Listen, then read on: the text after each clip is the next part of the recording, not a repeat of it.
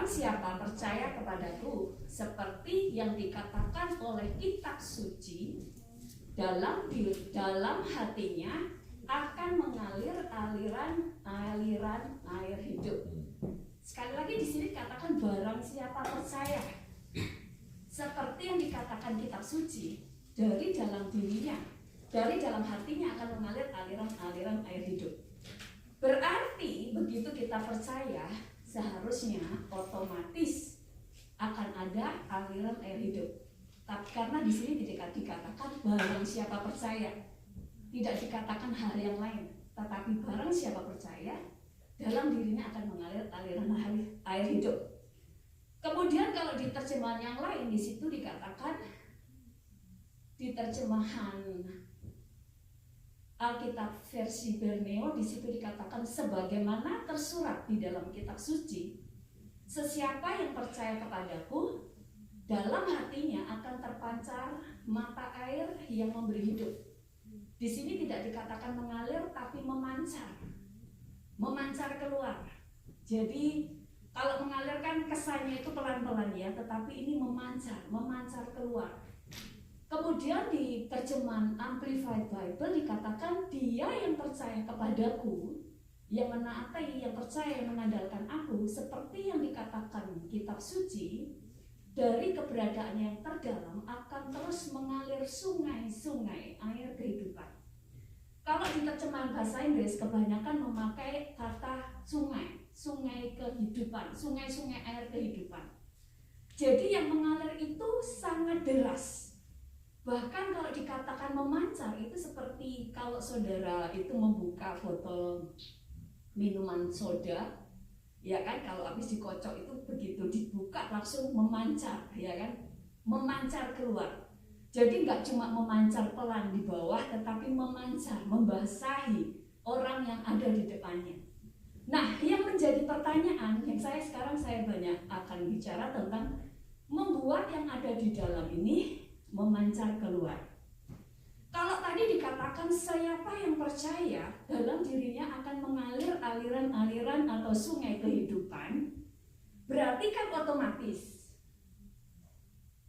Karena Tuhan itu selalu tidak pernah memerintahkan kita melakukan sesuatu yang kita tidak bisa buat. Kalau orang dunia, makanya mereka itu dipaksa berbuat baik. Tetapi kalau kita ini enggak, saudara. Kita ini disuruh berbuat baik pun karena memang kita punya kemampuan. Nah, di sini yang menjadi pertanyaan, kenapa kok pada kenyataannya banyak orang percaya tidak mengeluarkan air kehidupan? Jadi, kenapa kok pada kenyataannya banyak orang percaya yang tidak mengalirkan air kehidupan? Berarti ada yang menyumbat. Makanya di dalam kehidupan orang percaya, Tuhan itu tidak terlalu fokusnya kepada menghasilkan buah yang Tuhan kerjakan ya, tetapi yang Tuhan kerjakan itu membongkar hidup kita supaya nggak tersumbat. Kalau kepercayaan lain itu memaksa umatnya untuk berbuat baik, berbuat benar, mencintai Tuhannya, ngoyo. Tetapi kalau Tuhan itu selalu apa yang Tuhan lakukan supaya kita bisa mengerjakan apa yang Tuhan inginkan. Jadi fokus Tuhan di dalam hidup kita supaya kita mengalirkan air kehidupan itu adalah bukan dengan memerintahkan saudara untuk bekerja keras menghasilkan buah, tetapi Tuhan itu akan membuat saudara, kalau saudara dipaksa untuk mengeluarkan air, sementara saudara nggak punya air, gimana mengeluarkan air? Tetapi pada kenyataannya di dalam diri saudara ini memang sudah ada air kehidupan. Masalahnya kenapa nggak bisa keluar? Yaitu adalah karena ada banyak penyumbat. Itu sebabnya Tuhan itu sangat baik. Tuhan itu selalu ingin merestorasi hidup kita supaya air yang di dalam diri kita bisa keluar. Sama dengan firman Tuhan yang berkata, engkau harus jadi terang. Kenapa disuruh jadi terang? Karena Tuhan sudah katakan, kamu adalah terang hidup, terang dunia. Kalau namanya terang dunia, berarti dia itu matahari. Yang dapat terang dari hidupnya itu enggak cuma 1-2, karena terang dunia. Tetapi pada kenyataannya kok nggak bisa jadi terang, berarti terangnya tertutup. Nah, makanya di dalam kehidupan kita yang menjadi fokus adalah mencari penyumbatnya. Bukan bagaimana saya berbuat. Kalau ada sebuah air di botol ini, saya tidak fokus dengan saya harus mengeluarkan air ini. Tapi yang saya fokus adalah gimana caranya supaya air ini bisa keluar. Saya harus buka tutupnya. Simple. Makanya segala sesuatu yang kita cari adalah akar, penyebab. Kenapa ini nggak bisa keluar? Karena kalau Tuhan perintahkan berarti saya bisa. Tapi kenyataannya kok nggak bisa. Cari akarnya. Kenapa saya tidak bisa? Karena saudara dan saya beda dengan orang di luar Yesus. Yang di luar Yesus tidak dikasih apa-apa, disuruh melakukan sesuatu yang seharusnya mereka nggak bisa lakukan. Makanya kalau mereka disuruh untuk mengampuni, untuk mengasihi, itu susah karena mereka tidak menerima kasih lebih dulu. Nah, di dalam kehidupan kita, Tuhan itu adalah Allah yang selalu membuat semuanya itu kita ini penyumbat-penyumbatnya dikeluarkan. Nah, yang pertama, Tuhan itu pada waktu kita ini diciptakan, firman Tuhan berkata, kamu diciptakan segambar dengan rupa Allah. Kedua, Tuhan katakan, waktu Tuhan menciptakan manusia, Tuhan katakan sungguh amat baik. Jadi kita nggak cuma segambar dengan Tuhan, tapi sungguh amat baik kita diciptakan. Tapi waktu manusia jatuh di dalam dosa, kemuliaannya hilang. Ada yang retak, ada yang rusak di dalam hidupnya. Pada waktu rusak, Tuhan gak langsung merintahkan, kamu harus berbuat benar. Tetapi apa yang Tuhan lakukan? Tuhan memberikan mereka menjadi ciptaan yang baru. Makanya ada kelahiran kembali. Diciptakan menjadi baru. Kita baca di dalam 2 Korintus 5 ayat 17 dikatakan, jadi siapa yang ada di dalam Kristus, ia adalah ciptaan baru. Yang lama sudah berlalu, sesungguhnya yang baru sudah datang. Tuhan itu, makanya Tuhan itu gak terlalu ngurusin orang yang di luar Yesus. Maklum, mereka itu belum menjadi ciptaan baru, gak akan bisa berbuat benar. Itu sebabnya pada waktu mereka bertobat, Tuhan kemudian membuat mereka yang dilahirkan menjadi punya kelahiran baru, mengalami kelahiran baru, dan mereka menjadi ciptaan yang baru. Ciptaan baru di sini sebenarnya saudara dikembalikan pada posisi saudara yang semula. Awalnya saudara diciptakan serupa dan segambar dengan Allah, yang kedua diciptakan sungguh amat baik. Saudara menjadi ciptaan baru adalah saudara dikembalikan kepada rancangan Tuhan yang semula, menjadi manusia yang sungguh amat baik. Nah, yang di dalam ini Tuhan mulai beresin dulu, yang di roh. Saudara menjadi ciptaan yang baru. Makanya Tuhan itu kalau manggil orang, itu sesuai dengan apa yang dirancangkan mula-mula. Waktu Tuhan memanggil Gideon, mungkin ada ayatnya di sini. Waktu Tuhan memanggil Gideon, Tuhan berkata begini, hai kamu pahlawan yang gagah berani. Jadi Tuhan itu kalau memanggil orang, makanya kalau di Alkitab banyak orang yang kemudian namanya diganti. Betul? Dan ada orang-orang yang belum dilahirkan Tuhan sudah kasih nama. Karena sebenarnya seperti itulah dia sebenarnya diciptakan. Makanya begitu orang mengalami lahir baru, kalau orang itu namanya nggak sesuai dengan seharusnya karakternya, Tuhan ganti namanya. Supaya dia itu tahu sebenarnya saya ini A. Pada waktu Gideon merasa dia adalah seorang penakut, dia adalah seorang pengecut. Tetapi kemudian dikatakan malaikat Tuhan menampakkan diri kepadanya, yaitu Gideon, dan berfirman kepadanya demikian, Tuhan menyertai menyertai engkau ya pahlawan yang gagah berani. Waktu Tuhan mengatakan, hai engkau ya pahlawan yang gagah berani, supaya dia itu tahu kamu itu pahlawan gagah berani. Baru setelah dia percaya dia itu siapa, baru Tuhan bisa urapi dia. Saudara walaupun diurapi kayak apa, kalau saudara tidak tahu siapa dirinya, siapa diri saudara, saudara tetap tidak akan bisa kemana-mana. Tapi saudara, makanya Tuhan itu selalu pulihkan dulu yang di dalam. Saudara harus tahu dulu identitas saudara. Siapa saudara diciptakan, kenapa saudara diciptakan, dan saudara itu diciptakan itu seperti apa. Kalau sudah tahu itu, saya dulu itu orangnya sangat minder dan pemalunya parah.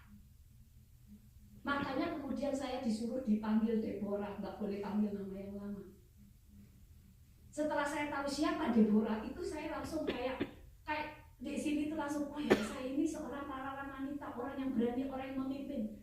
Begitu saya cara pandang saya tentang diri saya berubah, maka Tuhan urapi pun bisa berfungsi.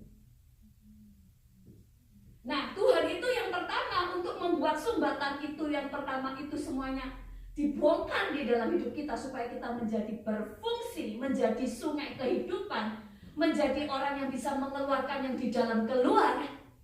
Yang pertama kita dibuat menjadi ciptaan yang baru. Kita yang pertama dibuat menjadi ciptaan yang baru. Kita baca di dalam Yehezkiel 36 ayat 36 ayat 26 sampai 27. Kita baca sama-sama 1, 2, 3. Kamu akan kuberikan hati yang baru dan roh yang baru di dalam hatimu.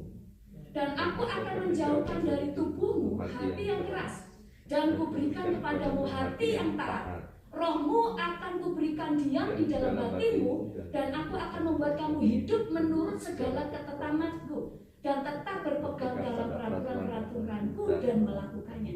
Yang pertama Tuhan lakukan di dalam hidup kita, itu merombak yang di dalam.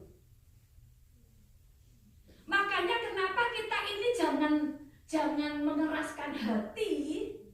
Kalau kita ini disuruh Tuhan misalnya melepas pengampunan, kita ini harus mulai jujur, kita harus terbuka apa yang ada dalam diri kita. Kenapa?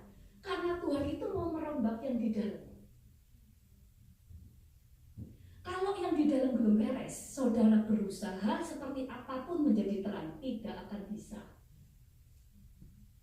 Makanya yang Tuhan fokuskan itu yang pertama bukan bagaimana saudara menghasilkan buah, tapi membereskan apa yang menutupi segala sesuatu yang membuat saudara nggak bisa berbuah. Sama dengan para petani itu, kalau pohonnya nggak berbuah, itu yang mereka cek ini kenapa ya? Apakah ada hama, atau airnya kurang, atau ada apa? Pasti ada jalan keluarnya. Nah, dalam hidup kita juga itu, dan Tuhan itu Allah yang baik. Nah, ada kesaksian, ada seorang anak wanita ya, seorang perempuan. Dia itu benci dengan semua pria di dunia. Dia selama waktu kecil, dia selalu melihat ibunya itu dianiaya bapaknya. Dan dia pernah hampir diperkosa bapaknya. Makanya sampai kalau tidur dia itu bawa pisau. Jadi sewaktu-waktu bapaknya akan perkosa, dia akan tusuk bapaknya, dia akan bunuh. Jadi di tempat tidurnya dia udah bawa pisau. Sampai dia itu, bapaknya juga sering aniaya dia juga. Dia itu sampai benci dengan pria. Jadi dia kalau di sekolah juga itu kalau tengkar sama orang, itu kursi bisa dilempar ke orang. Dia itu paling senang kalau lihat orang sampai berdarah-darah. Karena kebencian di sini. Apakah dia bisa jadi terang? Gak bisa. Walaupun kita perintahkan kamu jadi orang Kristen, jadi berkat, dia juga pengen, tapi tidak akan pernah bisa. Dan kemudian Tuhan tuh cuma bilang gini, suatu saat waktu dia berdoa, dia nangis juga berdoa, maksudnya dia pun ingin mengalami pemulihan. Sampai suatu saat Tuhan cuma bilang gini, hai anakku yang cantik dan lemah lembut. Kaget dia. Dia itu hampir ketawa, kok Tuhan ngomong saya lemah lembut.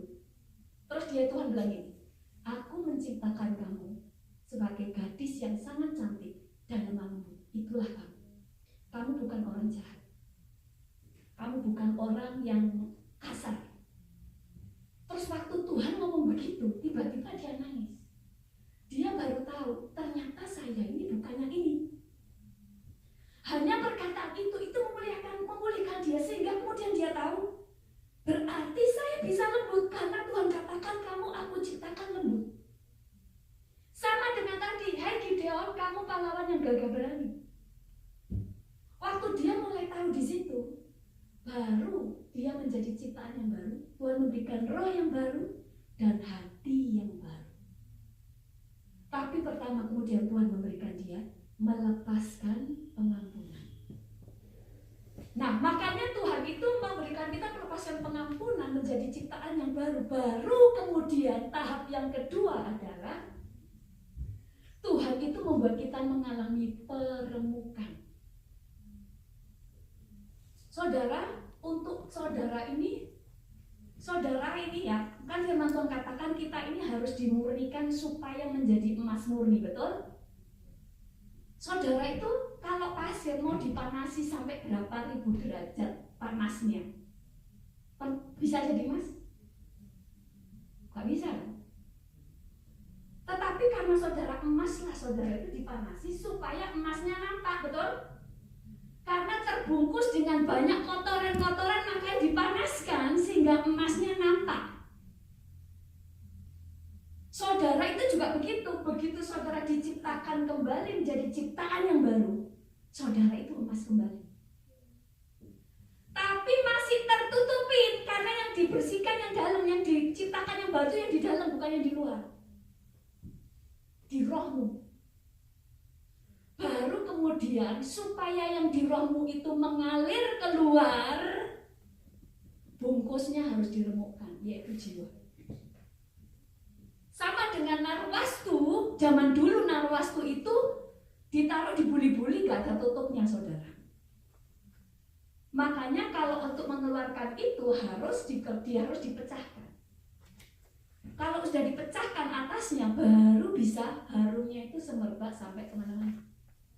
Hidup saudara begitu. Makanya setelah saya lahir baru, saya sudah percaya Yesus, kenapa nggak bisa jadi terang? Karena masih ada bungkusnya. Bungkusnya adalah ego, keakuan.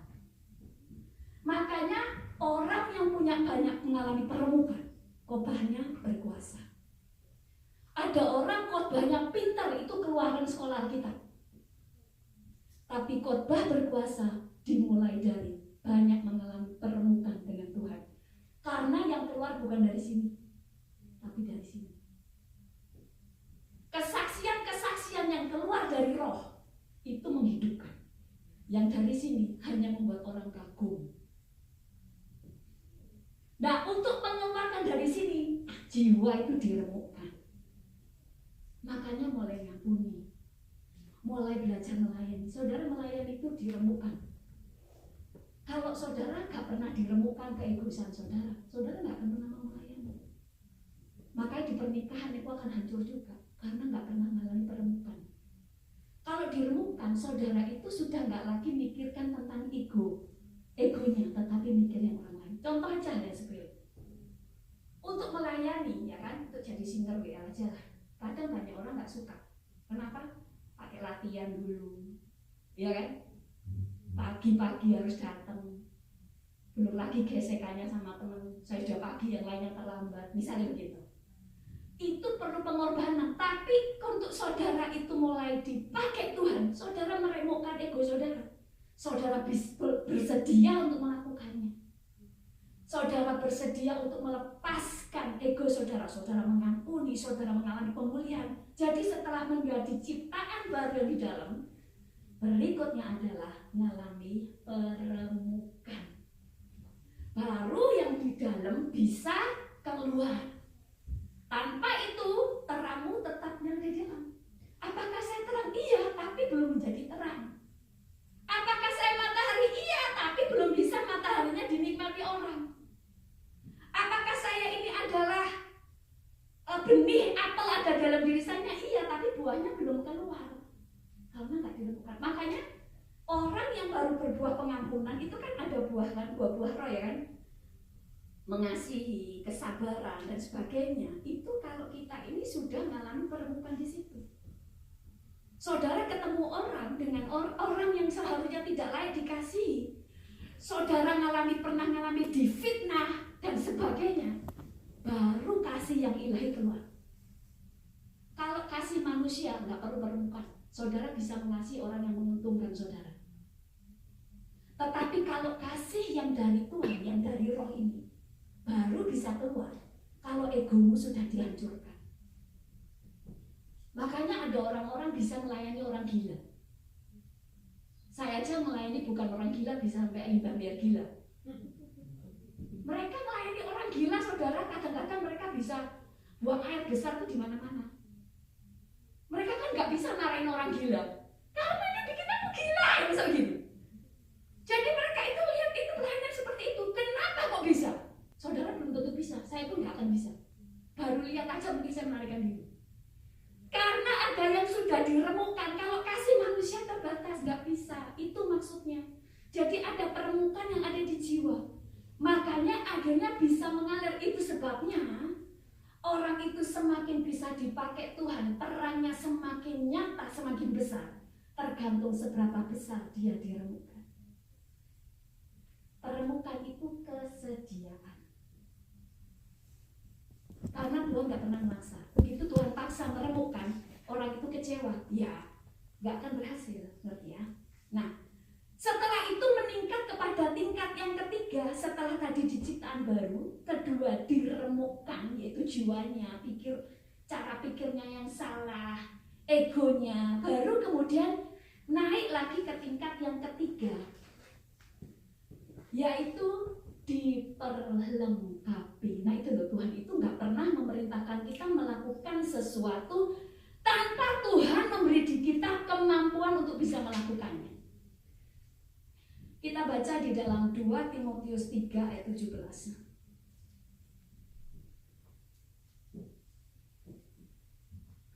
Di sini dikatakan dengan demikian tiap-tiap manusia kepunyaan Allah, tidak semua manusia.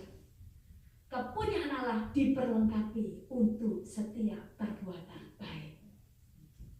Jadi di sini dibuat ciptaan baru dulu. Makanya kenapa yang pertama Tuhan mau kita ke Tuhan dulu, gak usah mikir berbuah dulu. Ke Tuhan dulu, karena Tuhan yang bisa mereparasi kita. Penyumbat-penyumbatnya mulai diambil sama Tuhan.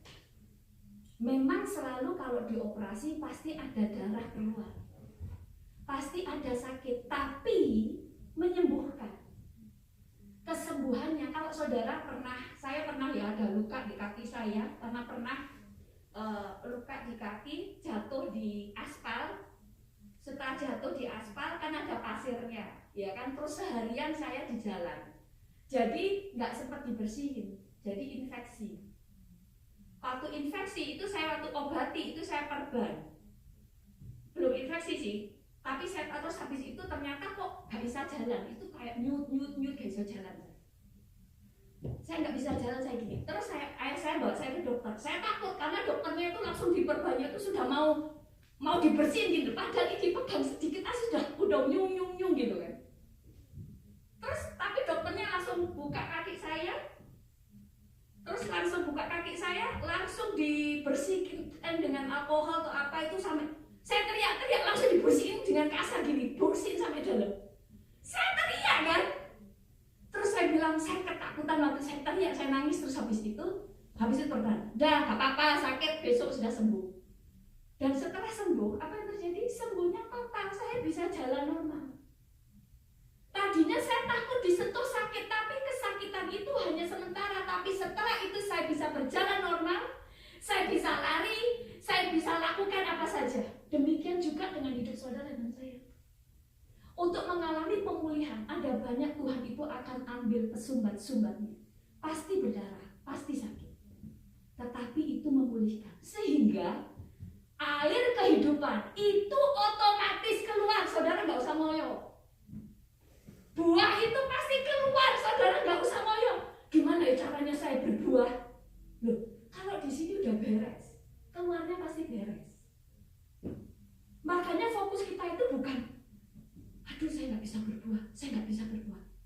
Nggak bisa kalau sininya nggak mau dipulihkan. Makanya kenapa fokus Tuhan itu selalu hati. Hati dibersihkan. Kayak tadi Gideon. Setelah dia tahu siapa dirinya, Tuhan urapi dia. Otomatis dia bisa memimpin. Nggak perlu kan kemudian setelah hatinya dipulihkan terus di training dulu. Betul? Nggak kan? Langsung dia berangkat. Kenapa? Di sini beres. Itu sebabnya hidup kita satu. Hiduplah dalam pertobatan. Jujur sama Tuhan. Tuhan, saya ini kok nggak bisa berbuat. Apa ya? Oh, karena saya ini nggak bisa mengasihi. Kenapa ya? Saya ini masih angkuh. Saya ini masih gengsi untuk kumpul dengan orang yang ini dan itu. Ini yang diberesin. Tuhan, ampuni saya yang ini. Tolong saya, Tuhan, beresin yang ini. Pasti akan ada perempuan, ada operasi.